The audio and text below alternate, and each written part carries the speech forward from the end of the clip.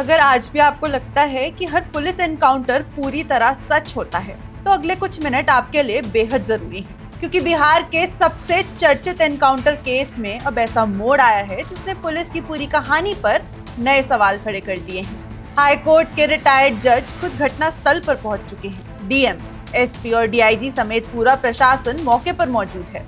हर सबूत की दोबारा जांच हो रही है और अब पूरा बिहार एक ही सवाल पूछ रहा है, क्या भरत भूषण तिवारी की मौत एक वैध पुलिस कार्रवाई थी या फिर जैसा परिवार आरोप लगा रहा है, ये एक फर्जी एनकाउंटर था। आज आपको इस पूरे मामले की शुरुआत से लेकर अब तक की पूरी टाइमलाइन बताएंगे। फेसबुक लाइव, पुलिस का पक्ष, परिवार के आरोप, सरकार की कार्रवाई, सुप्रीम कोर्ट तक पहुंचा मामला और आखिर क्यों एक रिटायर्ड हाई कोर्ट जज को खुद गांव पहुंचना पड़ा। नमस्कार, मैं हूं जसवी कौशिक और आप देख रहे हैं वन इंडिया हिंदी।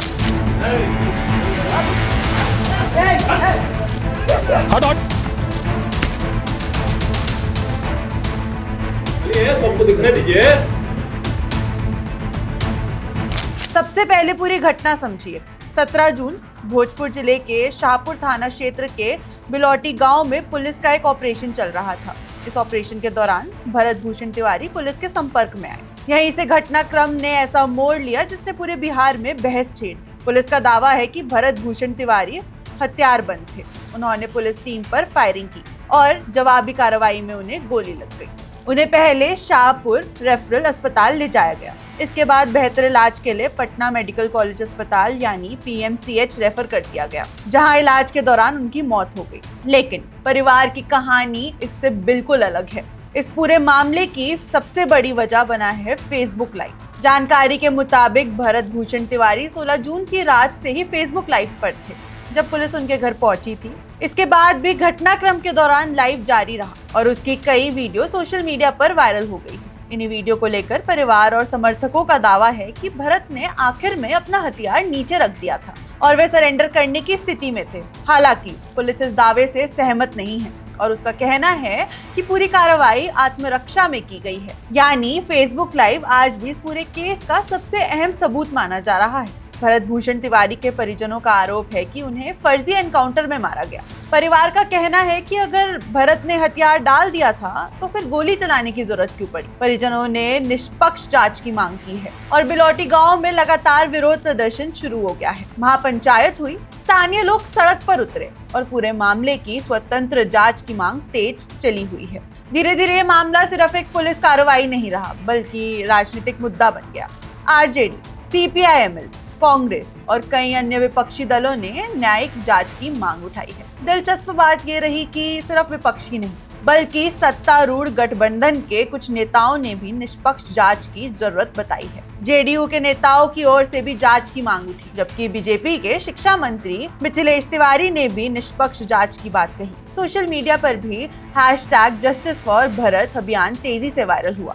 लगातार बढ़ते दबाव के बाद बिहार के मुख्यमंत्री सम्राट चौधरी ने घोषणा की कि पूरे मामले की स्वतंत्र न्यायिक जांच कराई जाएगी। इसके बाद बिहार सरकार ने पटना हाई कोर्ट के रिटायर्ड जज विनोद कुमार सिन्हा की अध्यक्षता में एक न्यायिक आयोग का गठन किया। आयोग को पूरे घटनाक्रम की जांच, सबूतों का परीक्षण, गवाहों के बयान, वीडियो, फोरेंसिक रिपोर्ट और पुलिस रिकॉर्ड की समीक्षा करने की जिम्मेदारी सौंपी गई है। यानी अब ये मामला केवल पुलिस जांच तक सीमित नहीं है बल्कि न्यायिक जांच के दायरे में है।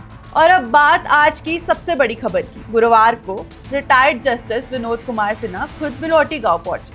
उनके साथ भारी सुरक्षा बल मौजूद था। मौके पर भोजपुर के डीएम, एसपी, शाहबाद रेंज के डीआईजी और कई वरिष्ठ अधिकारी भी मौजूद रहे। जांच आयोग ने घटनास्थल का बारीकी से निरीक्षण किया, अधिकारियों से जानकारी ली और पूरे घटनाक्रम की जमीनी पड़ताल शुरू कर दी। यानी अब जांच सिर्फ दस्तावेजों तक सीमित नहीं रही बल्कि घटनास्थल पर जाकर हर पहलू को समझने की कोशिश की जा रही है। इसी बीच ये मामला सुप्रीम कोर्ट भी पहुंच चुका है। भरत भूषण तिवारी एनकाउंटर की सीबीआई जांच की मांग को लेकर एक याचिका दायर की गई है।